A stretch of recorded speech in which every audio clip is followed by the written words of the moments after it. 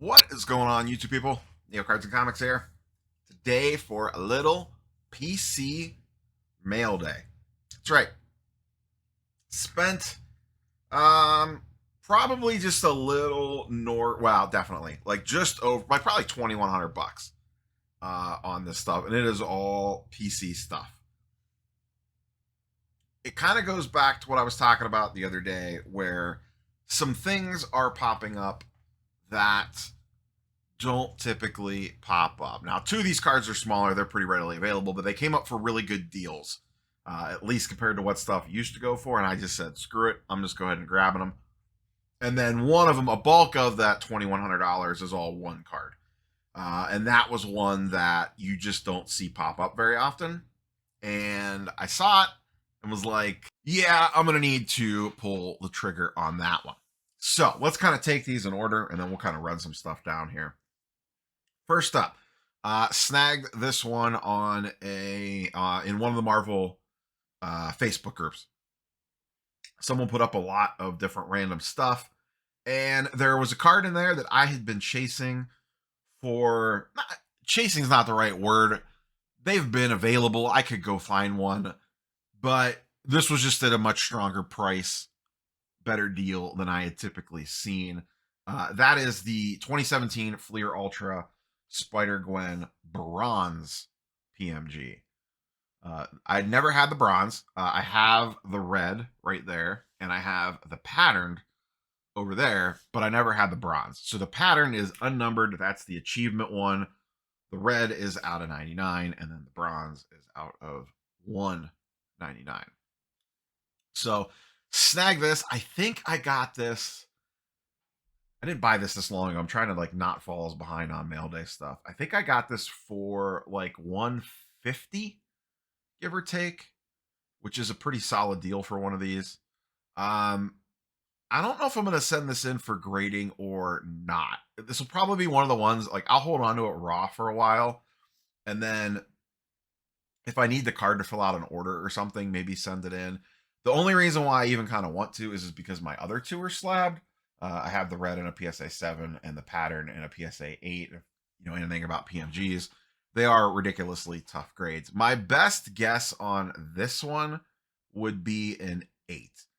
There's a little edge stuff there. That top right corner there. These are thicker cards. Very, very, very condition sensitive. So that's really the one main reason why I might want to get it slabbed up. I actually thought about cracking those two out and getting them CGC slabbed. But then they went away from the blue labels. So then I was like hesitant on what to do about it. So not sure. Maybe I'll just kind of hang on to them all, and maybe I'll do an on-site grading at the National next year or something, so I don't have to ship them off. But picked up the bronze. So now I have the 3 attainable ones there in the pattern, the bronze, and the red. There's the blue, which is pretty pricey. Wouldn't mind getting one day, but prices would have to come down quite a bit on it for purely a PC pickup. And then there is I believe it's the purples are the 101s or the out of 10s rather. I can't remember on the low end because they're so astronomically expensive that I can't afford them. I've seen one in person once. It looked gorgeous. So picked up the bronze. Another pickup. Also from Spider-Man Metal. This popped up on eBay. I actually already own this card, but it was one of those situations where it just felt like it was way too cheap for what it was. And I submitted an offer on it. I thought it was cheap at the bin level.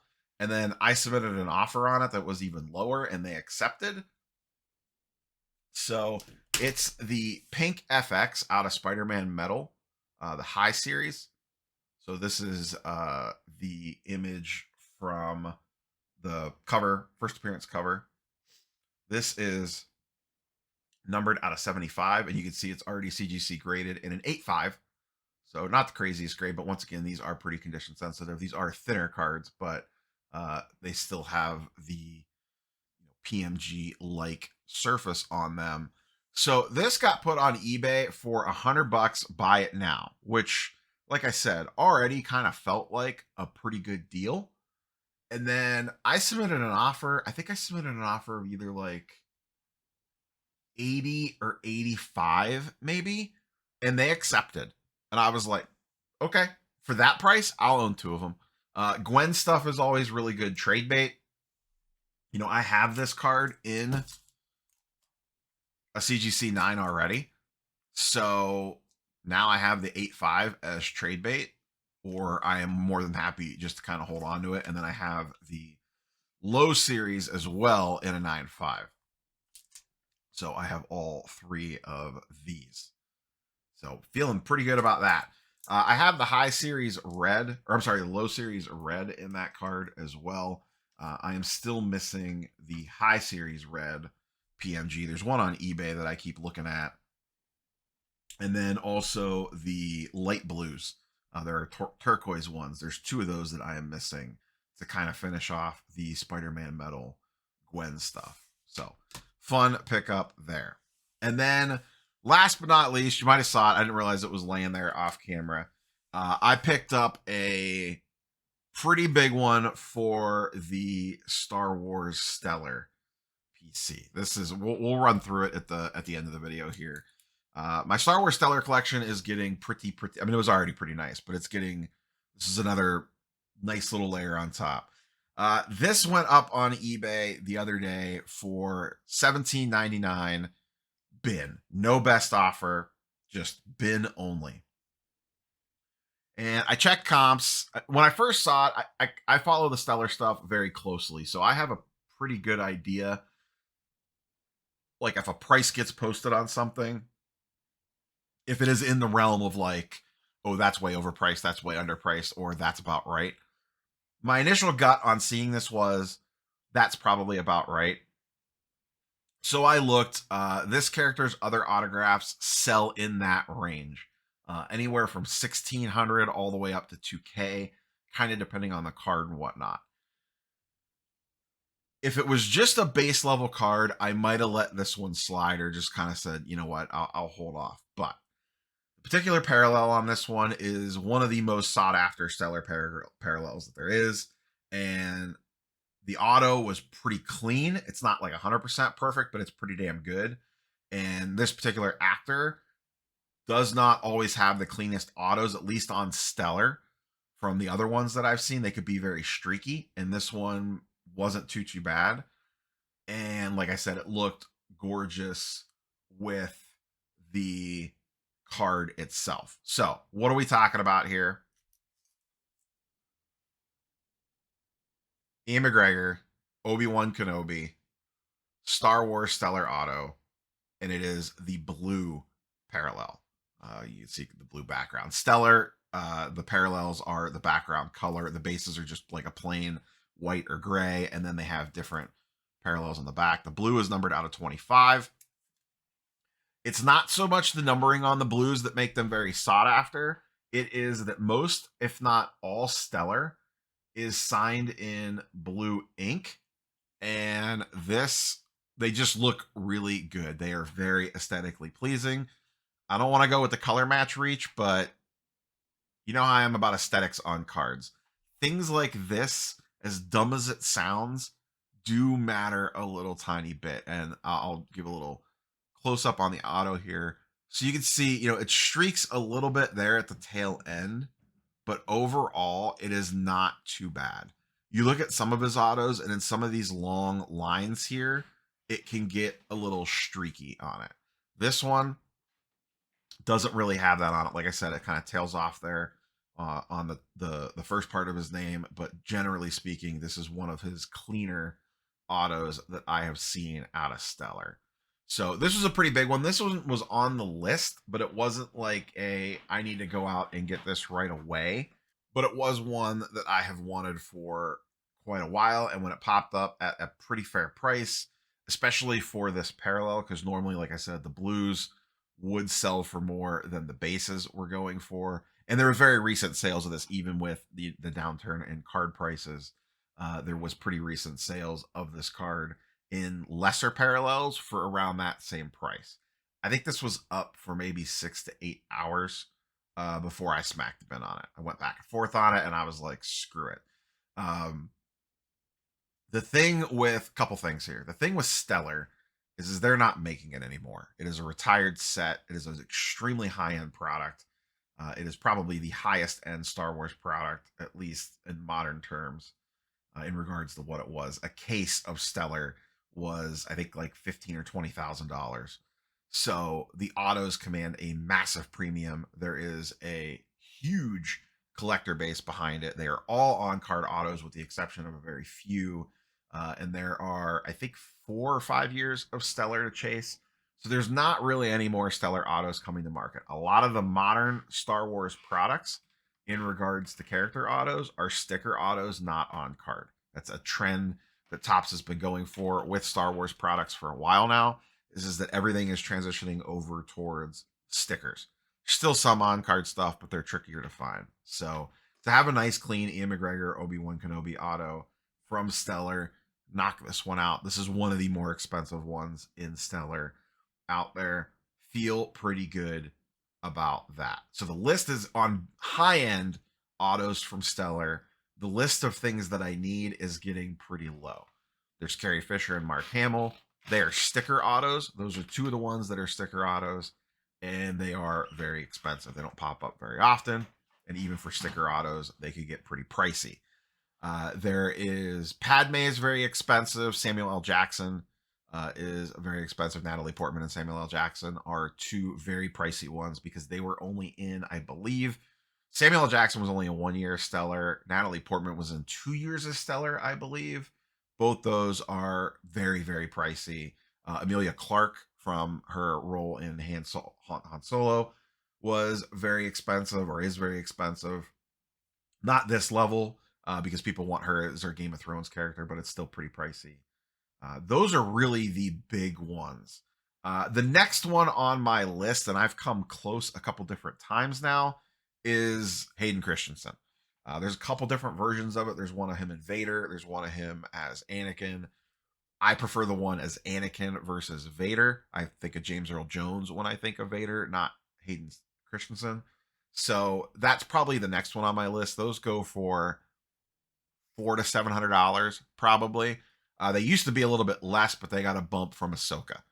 It is the Hayden Sans right now. Everyone is in love with him. So that's the big pickup. Really, really excited to add this one. And I thought just really quickly here at the end of the video, I just kind of run through the Stellar PC really quick to kind of show where it currently sits and how this one slots in. So K2SO from Rogue One. This is Alan Tudyk, if you don't know. Leaf on a Wind. We have Jeremy Bulloch. This is the original Boba Fett. He has since passed away. So he was the guy that played him originally.